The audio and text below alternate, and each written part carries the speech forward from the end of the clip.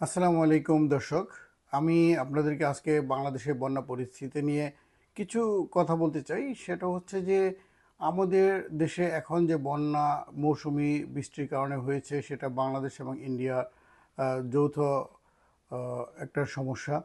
আহ, ইন্ডিয়াতেও অনেক জায়গায় বন্যায় তলিয়ে গিয়েছে, বাংলাদেশেও তলিয়ে গিয়েছে। তো বাংলাদেশের তলিয়ে যাওয়াটা এটা আসলে আকাঙ্ক্ষিত ছিল না।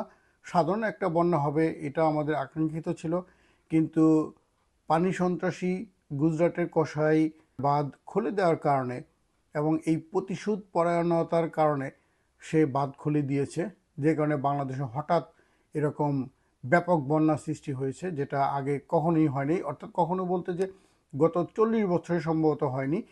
তো এবারই এরকম ভয়ানক বন্যা হলো এবং খুব হঠাৎ করে, এবং বাঁধ খুলে দিয়েছে। তারপরও সেটা কখন?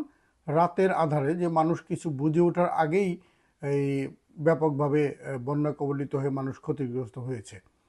তো বাংলাদেশ, অর্থাৎ বাংলাদেশের মানুষজন যখন বুঝে গেল যে এই বন্যা এবং এই বাঁধ খুলে দেওয়াটা এটা ভারতের পরিকল্পিত, এবং এর প্রেক্ষাপটে যখন বাংলাদেশের মানুষ ফুঁসে উঠল, প্রতিবাদ করলো, তখন এই অবস্থা বুঝতে পেরে এই কসাই মুদি এবং গুজরাটের কসাই যাই বলেন, এই সে পানি সন্ত্রাসী এইটা প্রমাণ হওয়ার পরে কি করলো, সে বাংলাদেশের দু একজন বুদ্ধিজীবীকে ভাড়াটিয়া হিসেবে ব্যবহার করলো। কি করলো সে, আপনার দেখেন, ওই বুয়েটের একজন শিক্ষক ডক্টর আইনুন নিশাত, যিনি পানি বিশেষজ্ঞ, তাকে ভাড়া করা হলো। ভাড়া করে উনি কি বললেন? উনি বললেন কি বাংলাদেশের এই বন্যা বাঁধ খুলে দেওয়ার কারণে হয় নাই। মানে এই এমন একটা কথা বললেন যে, যেটা উনি যে একটা দালালের মতো কথা বললেন, ভারতের দালাল হিসেবে কথা বললেন, এটা মনে হয় বাংলাদেশ যারা কোনো স্কুল কলেজে পড়ালেখা করেনি তারাও সম্ভবত বুঝতে পারার কথা। বুঝতে পারার কথা এই কারণে যে বাংলাদেশের মানুষ আসলে এই সবাই শিক্ষিত হতে হবে, বা শিক্ষিত হয়েও যে না হয়েও যে অনেক ভালো ভালো কাজ করছেন তার অনেক এক্সাম্পল আছে। তো যাক, সেই এক্সাম্পলে আমি যাচ্ছি না। এই কথাটা বলার উদ্দেশ্য হচ্ছে কি, বাংলাদেশের মানুষের মনোভাবকে ডাইভার্ট করা। অর্থাৎ এই কসাই মুদি পানি সন্ত্রাসীর মতো যে কাজটা করলেন, এটা যেন বাংলাদেশের মানুষ মনে না করে। তো মনে না করলে কি হবে, বাংলাদেশে যে ওনরা এই ইন্ডিয়া ধরেন আপনার আমাদের এই বিভিন্নভাবে শোষণ করতেছে, সেই শোষণে তো আমরা বাধা দিব, এবং আমরা অলরেডি বুঝে গেছি যে তাদের শোষণ, এবং সেই শোষণ আমরা হতে দিব না।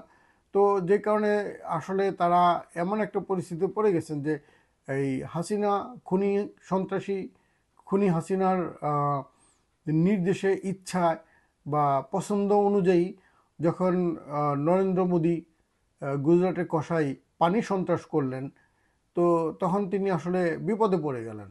তো বিপদেরটা কি? সেটা হচ্ছে যে বাংলাদেশের মানুষের কাছে সে এখন আরও ব্যাপকভাবে একজন সন্ত্রাসী হিসেবে চিহ্নিত হলেন। তো এই ধরনের একটা পরিস্থিতিকে এই ডাইভার্ট করার জন্য এই ডক্টর আইনুন নিশাতকে ব্যবহার করলেন। তো ডক্টর আইনুন নিশাত অনেক বড় একজন বিশেষজ্ঞ হতে পারেন। আমি শুনেছি ওনার পিএইচডি করার ক্ষেত্রে, গবেষণার ক্ষেত্রে অনেক ঘাপলা আছে। যাই হোক, সে বিষয়ে আমি জানি না বিস্তারিত, তো আমি বলতে যাচ্ছি না। তো ওনাকে একটা বিষয় আমি যেটা বলতে চাই যে, আপনি ডক্টর আইনুন নিশাত, আপনি যে একজন দালাল তার প্রমাণ হচ্ছে আপনি এটাও খুব ভালো করেই জানেন যে ফাঁদ দেওয়ার কারণে বাংলাদেশের নদীগুলি শুকিয়ে গেছে। শুকিয়ে যাওয়ার কারণে আগে যেই পরিমাণ পানি ধারণ করতে পারত সেই পরিমাণ পানি এখন ধারণ করতে পারে না। তো এরপরে যখন বাঁধটা খুলে দেওয়া হলো, কি হলো, হঠাৎ করে অনেক পানি চলে আসাতে সেই পানি তো আসলে এই সাগরে চলে যাওয়ার জন্য সময় দরকার হয়। তো সময় দরকার হয় এবং এটা প্রবাহের জন্য সঠিক গভীরতা দরকার হয়। যখন কম গভীর, সেই অবস্থায় কি হলো, পানিটা আসলে এই নদীর ধারণ ক্ষমতার বাইরে চলে যাওয়াতে বন্যা হলো। তো আমি যেটা বলতে যাচ্ছি এটা কিন্তু উনি খুব ভালো করেই বুঝেন। এটা আমার মনে হয় যে কোনো মানুষই বোঝার কথা যে নদীর ধারণ ক্ষমতার চেয়ে পানি যখন বেশি হবে তখন স্বাভাবিকভাবেই বন্যা হবে। তো এরপরে আবার কি করলো এই পানি সন্ত্রাসী, এই বাঁধটা খুলে দিল কখন? রাতে, যেন মানুষ কোনো কিছু প্রস্তুতি নিয়ে সরে যেতে না পারে, অর্থাৎ সরকারও যেন কোনো প্রস্তুতি নিতে না পারে। তো এই ধরনের সিচুয়েশনে এমন একটা অবস্থায় আপনি আপনি ডক্টর আইনুন নিশাত ইন্ডিয়ার দালাল হয়ে মানুষের কাছে আসলেন, কি বলে যে বাঁধ খুলে দেওয়ার কারণে বন্যা হয়নি। আপনাকে আপনাকে ছি বলতে ইচ্ছে করতেছে। আপনি যে কাজটা করছেন এটা লজ্জাজনক, ছি বলার মতো কাজ করেছেন। আপনি দেশের না, আপনি একজন দালাল। তো এই ধরনের দালালদের আমরা প্রতিহত করব। এই কি বলে, এরা যেন এই ধরনের দালালি ভবিষ্যতে আর করতে না পারে, তাদেরকে আসলে আমরা জনগণ এভাবেই একটা উচিত জবাব দিব। আমি আপনাকে একটা কথা বলতে চাই, ডক্টর আইনুন নিশাত, আপনি এই আপনি করছেন, আপনি পিএইচডি করছেন, তারপরে আরও কিছু করছেন, ফেলো, মানে অনেক কিছু করেছেন। তো আমি হয়তো ওই পর্যন্ত করিনি, কিন্তু আমি বাংলাদেশের মানুষের ইন্টেলেকচুয়ালিটি সম্পর্কে আপনাকে একটু ধারণা দিতে চাই। আপনার সম্ভবত এটা ধারণা নয়। আপনি মনে করেন হয়তো যে আপনি ওই ডক্টরেট করে আপনি বুয়েটের শিক্ষক হয়ে মনে করেন আপনি সব জানেন আর কেউ জানে না। তো তার দু একটা এক্সাম্পল দিই, আপনার মনে আছে কিনা বা আপনি জানেন কিনা, সেটা হচ্ছে যে বাংলাদেশের হরিধানের আবিষ্কারক একজন একাডেমিক কোয়ালিফিকেশন ছাড়া একজন মানুষ, যিনি হয়তো লিখতেও জানেন না, পড়তেও জানেন না।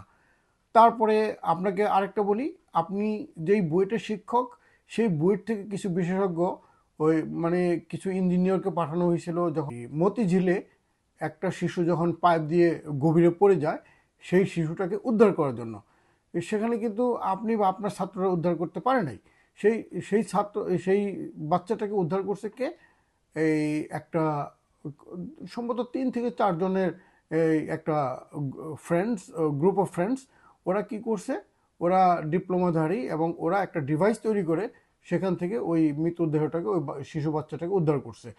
তো এইটা গেল 2 নম্বর। এবং আপনি আরেকটা জিনিস জানেন যে এই আন্তর্জাতিকভাবেও আমাদের দু একজন যারা একাডেমিকভাবে খুব একটা হাইলি কোয়ালিফাইড না, অর্থাৎ হয়তো হাই স্কুলও শেষ করেনি, তাদের একজন হচ্ছে, আমার ভদ্রলোকের নাম মনে নেই, নোয়াখালীর এক ভদ্রলোক, উনি 8ম শ্রেণী পর্যন্ত পড়াশোনা করেছেন।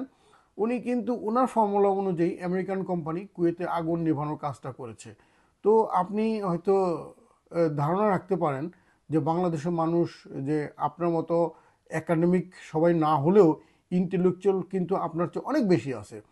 এই আপনি পানি বিশেষজ্ঞ কোথায় ছিলেন যখন সিলেটের হাওরে এই বাঁধ দিয়ে মাঝখানে রাস্তা করে একটা অপ্রত্যাশিত একটা ফ্লাড তৈরি করছে? তখন আপনার এই বুদ্ধি কোথায় ছিল? তখন কি আপনি আপনার পুতুল সরকারকে, মানে আপনার পছন্দের সরকারকে এই বুদ্ধিটা দেন নাই যে এইভাবেই যদি আপনারা হাওরের মাঝখান দিয়ে রাস্তা করেন এবং পানি পাস হওয়ার জন্য এনাফ স্পেস না রাখেন, তাহলে বন্যা হবে? তখন আপনারা কোথায় ছিলেন? তখন আপনাদের এই ধরনের এই জ্ঞান গর্ভ, এই দালালি কথাবার্তা কোথায় ছিল? তো আশা করি আপনাদের মতো দালালরা এই ভবিষ্যতে এই ইন্ডিয়ার পক্ষে দালালি করবে না, বাংলাদেশের মানুষের পক্ষে কথা বলবে। সবাইকে ধন্যবাদ।